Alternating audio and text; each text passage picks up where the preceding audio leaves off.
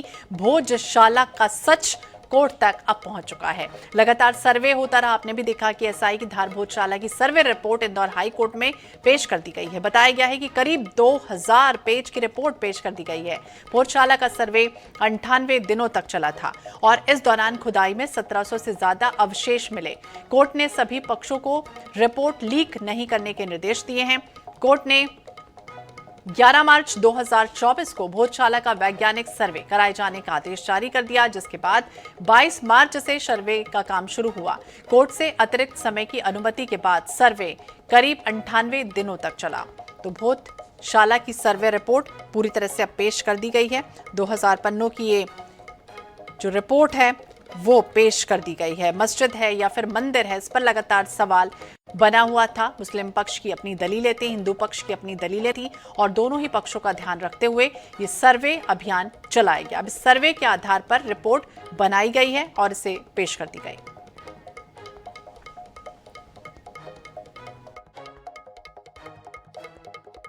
सनातन धर्म की जय, माता सरस्वती की जय। वर्षों से हिंदू समाज को जिस दिन की अपेक्षा थी, सनातनियों को जिस दिन की अपेक्षा थी, आज का सूर्योदय वह दिन लेकर आया है। आज माननीय हाईकोर्ट में हिंदू फ्रंट फॉर जस्टिस की याचिका पर हुए सर्वे पर भारतीय पुरातत्व सर्वेक्षण विभाग ने अपनी रिपोर्ट पेश की है। धार के हिंदू समाज ने, जिले के हिंदू समाज ने भोजशाला की मुक्ति और उसके गौरव की पुनर्स्थापना के लिए महाराजा भोज स्मृति वसंतोत्सव समिति के बैनर से कड़ा संघर्ष किया है। कानूनी लड़ाई हिंदू फ्रंट फॉर जस्टिस के श्री हरिशंकर जी जैन, विष्णु शंकर जी जैन, रजनाथ जी अग्निहोत्री के नेतृत्व में हुई है। इंदौर हाईकोर्ट ने एएसआई के सर्वे का निर्देश दिया था। 98 डेज का एएसआई का सर्वे हुआ है।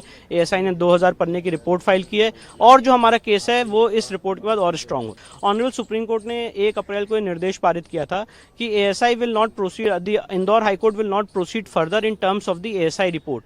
तो अभी इंदौर हाईकोर्ट की प्रोसीडिंग्स पे एक पार्शियल स्टे है ऑनरेबल सुप्रीम कोर्ट का, जिसके वेकेशन के लिए हम ऑनरेबल सुप्रीम कोर्ट में जाएंगे और स्टे वेकेशन की।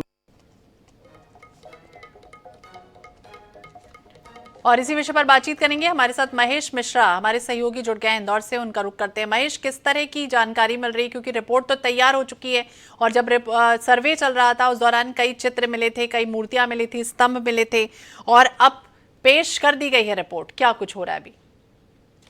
देखिए, आज इंदौर हाईकोर्ट में ये रिपोर्ट पेश की है, एसआईसी टीम ने पेश की है। ये लगभग 2500 पेज की रिपोर्ट है, 2000 से ज्यादा पन्ने हैं इस रिपोर्ट में। इसमें जो एविडेंस मिले हैं, इसमें जो रिपोर्ट में कहा गया है, वो सारी चीजें गोपनीय रखने की सख्त हिदायत दी है। ये हिदायत सुप्रीम कोर्ट की तरफ से है।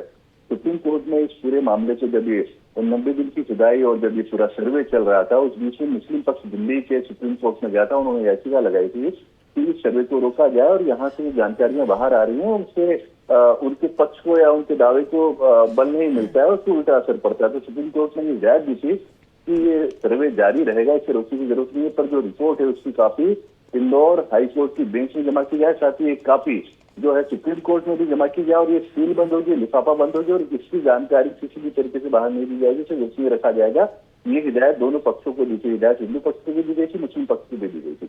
आज ये रिपोर्ट इंदौर के हाईकोर्ट बेंच में एसआई के वकीलों ने सौंप दी है। रिपोर्ट की कॉपी जो है ये दोनों पक्षों को आज शाम तक संभवतः मिल जाएगी। पर इसके पहले जब खुदाई चल रही थी, जब वहां पे एसआईसी टीम काम कर रही थी, इसमें जो मजदूर और दूसरे लोग जो शामिल थे, जो सर्वे के अंदर थे, वहां की जो बातें सूत्रों के अनुसार चलती आ रही थी, इसकी रेगुलर रिपोर्टिंग भी हो रही थी। इसके अनुसार 38 से ज्यादा हिंदू देवी देवताओं की मूर्तियां मिली हैं, जिसमें एक महत्वपूर्ण मूर्ति जो है वो वाघ देवी यानी कि माँ सरस्वती की मूर्ति मिली है, भगवान गणेश की मूर्ति मिली है। कई अलग अभिलेख मिले हैं, जो पिलर्स हैं उनके ऊपर ग्रेडिंग और कार्विंग मिली है। तो कहीं ना कहीं जो अभी हम हिंदू पक्ष के लोगों को सुन रहे थे, उनका ये मानना है कि उनका पक्ष इसमें मजबूत हुआ है। तो आज ये रिपोर्ट जरूर पेश हो गई है, पर 22 तारीख को इंदौर के हाईकोर्ट बेंच में इसकी सुनवाई होनी है। उस समय दोनों पक्षों के वकील अपनी अपनी बातें रखेंगे, सर्वे रिपोर्ट की कापी उनको मिलेगी और जब वहां जो बातें रखेंगे उसके बाद में कुछ चीजें खुल के सामने आएंगी। तो बिल्कुल खुल के तो बाद में आएंगी ही चीजें, लेकिन दूसरी तरफ अगर हम समझना चाहें तो अभी कहा जाता है कि मंगलवार के दिन हिंदू पक्ष जो है वो वहां पर पूजा पाठ कर सकता है, शुक्रवार के दिन जो मुस्लिम पक्ष है वो करता है। अपनी अपनी दलीलें हैं, मंदिर या फिर मस्जिद। लेकिन अब क्या इस तरह की अभी स्थितियां बनती रहेंगी? आज क्या हो सकता है इसके बाद, फैसले के बाद? अभी भी जिस तरह से चल रहा है कि मंदिर में पूजा की जा सकती है, फिर नमाज अदा की जा सकती है। देखिए, ये एक कोर्ट के अलग फैसले में, जो पहले कोर्ट में कुछ लोग गए थे इस मामले को लेकर, दोनों पक्षों की ओर से पूजा को लेके गए थे, तो उस दौरान कोर्ट ने मंगलवार को हिंदू पक्ष को अनुमति दी थी वहां पे सरस्वती पूजा की। और खासतौर पर जब बसंत पंचमी मंगलवार का दिन है, शुक्रवार एक साथ होता है, बसंत पंचमी की पूजा भी इसमें मंगलवार के अलावा शामिल है। यदि बसंत पंचमी शुक्रवार को होती है तो वहाँ काफी टेंशन होता है घर में, और पुलिस प्रशासन को काफी व्यवस्थाएं करनी पड़ती है। पर अभी ये जो सर्वे की रिपोर्ट आई है, इससे ये स्पष्ट हो जाएगा। ये समय लेगा, जरूर समय लेगा। ये 22 जुलाई को कोर्ट में ये सामने जाएगा और उसके आगे भी ये बात जाएगी। संभवतः दोनों ही पक्ष इससे पीछे नहीं हटेंगे, सुप्रीम कोर्ट से मामला जाएगा। पर उस जगह का नेचर, उस जगह का टाइटल जो है वो क्लियर हो जाएगा कि हिंदू पक्ष का है या मुस्लिम पक्ष का है। तो ये कुछ समय इंतजार जरूर करना होगा। पर अब ये स्पष्ट जरूर हो जाएगा कि ये हिंदू पक्ष के लिए है स्थान या मुस्लिम पक्ष का है। उसके बाद में जो शुक्रवार को नमाज होती है वो होगी या नहीं होगी, या जो हिंदुओं के लिए मंगलवार का दिन और बसंत पंचमी का दिन तय किया जाए, इसमें पूजा अर्चना का क्या स्वरूप होगा, ये आने वाले समय में तय हो पाएगा। बिल्कुल, आने वाले समय में स्थितियां स्पष्ट हो पाएंगी कि कलाम मौला मस्जिद है या फिर माता सरस्वती का मंदिर है। बहुत बहुत शुक्रिया, नजर बनाए रखिए महेश, जानकारी के लिए और बातचीत के लिए। तो भोजशाला की सर्वे रिपोर्ट पेश कर दी गई है और अब सच कोर्ट तक पहुंचा है। क्या होगा आने वाले समय में